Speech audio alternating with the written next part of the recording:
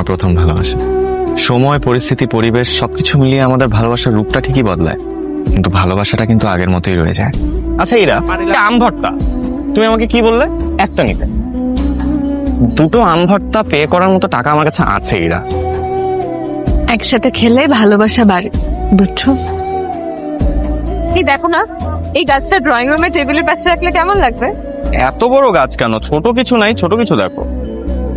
গাছটা বড় না, আমার বাসার ড্রয়িং রুমটা বড়।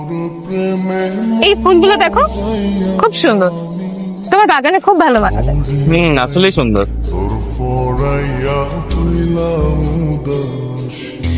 2,80,000 টাকা, কিন্তু এখনো 1.5 লাখ টাকা বাকি আছে। রিফাতের মার কাছে 3 মাসের ভাড়া পাই। তাহলে কি করবো আম্মা? নতুন ভাড়াটিয়া নিয়ে আসবো? না রে, ওদের এখন অনেক খারাপ অবস্থা। এমন সময় উচিত আমাদের ওদের পাশে দাঁড়ানো। হ্যালো, আচ্ছা আবির শোনো, মা একটা ব্যাপার নিয়ে বেশ কিছুদিন ধরে আমাকে বলছে। আমার মনে হলো তোমাকে জানানো দরকার। বলো না। সেদিন মামারা বাসায় এসেছিল আমার বিয়ের কথা বলতে। মামা কোন একটা ছেলেকে দেখেছে, সে একটা প্রাইভেট কোম্পানিতে জবও করে।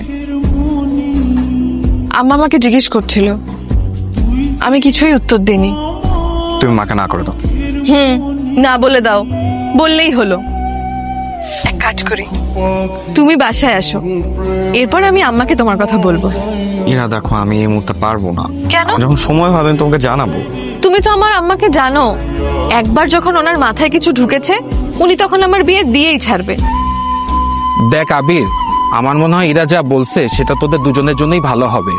আর ইরার ফ্যামিলির কাছে তুই একটু বোঝার চেষ্টা কর।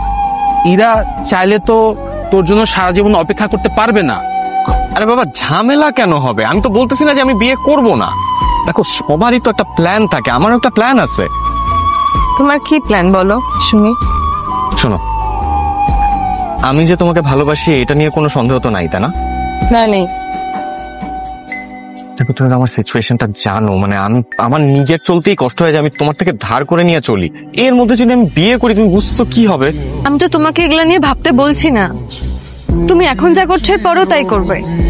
দেখো, আমি নিজে কষ্ট করতে রাজি আছি, কিন্তু যে আমাকে ভালোবেসে আমার কাছে আসবে আমি তাকে কষ্ট দিতে পারবো না, এবং কষ্ট দেওয়ার অধিকার আমার নাই। চল একটা কাজ করি, কি? আমরা কাজী অফিসে কি বিয়ে করে ফেলি, এরপর সুবিধা মতো আমরা ফ্যামিলিকে জানিয়ে দেবো। কি বলেন আদিল ভাই? এটা তো একটা ভালো সিদ্ধান্ত। তোমরা না আমার কথাটা বুঝতেই চাইতেছো না। আমি বারবার বলতেছি আমাকে একটু সময় দাও, আমাকে একটু সময় দাও। না, বিয়ে করলে এখনই করতে হবে, না করলে মহাভারত অশুদ্ধ হয়ে যাবে। তো সব ইরার সমস্যাটা কোথায়?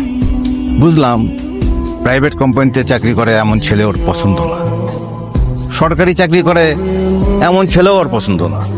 শোন ইরা, তোর যে বাবা নেই এই কথাটা তোকে ভাবতে হবে। আল্লাহ না করুক যদি তোর মার কিছু একটা হয়ে যায়, তাহলে তোর কি অবস্থা হবে একবার ভেবে দেখেছিস? হ্যালো। কই তুই? হ্যাঁ, কি স্যার? একটা ঝামেলা হয়ে গেছে। কি ঝামেলা? আর বলিস না, সুমন আর রোমা যে পালিয়ে বিয়ে করেছে এটা ওর ফ্যামিলি জেনে গেছে। এখন থানায় তো আমাদের নামে মামলা করছে। মামলা করছে? মানে মানে তুই 3 নাম্বার আসামি, আমি 5 নাম্বার আসামি।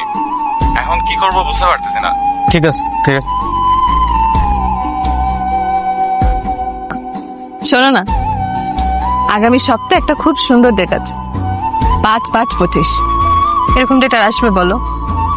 চলো না আমরা কাজী অফিসে গিয়ে বিয়ে করে ফেলি। পারবো না আমি। তোমার ইচ্ছা হলে তুমি গিয়ে বিয়ে করো, যাও। তুমি বিয়ে করবে না এটা বললেই পারতে। না, আমি বিয়ে করবো না। তোমার শখ লাগলে তুমি গিয়ে বিয়ে করো, যাও। আচ্ছা ঠিক আছে, আমি ওই দিনই তোমাকে বিয়ে করে দেখাবো। ঠিক আছে, দেখাও, এবার যাও তুমি। নিহাদ ভাই, আপনি কি আমাকে ভালোবাসেন? হ্যাঁ অথবা না বলবেন। আগামী 5/5/25 আপনি কি আমাকে বিয়ে করতে পারবেন? হঠাৎ এসব কেন আমাকে বলছো? এভাবে বিয়ে করলে তোমার মা মামা কি ভাববেন আমাকে? সে সব কিছু আমি দেখবো। আপনি কি আমাকে বিয়ে করতে পারবেন? বলেন। পারবো। ঠিক আছে, আগামী 5/5/25 তারিখে আমাদের বিয়ে হবে।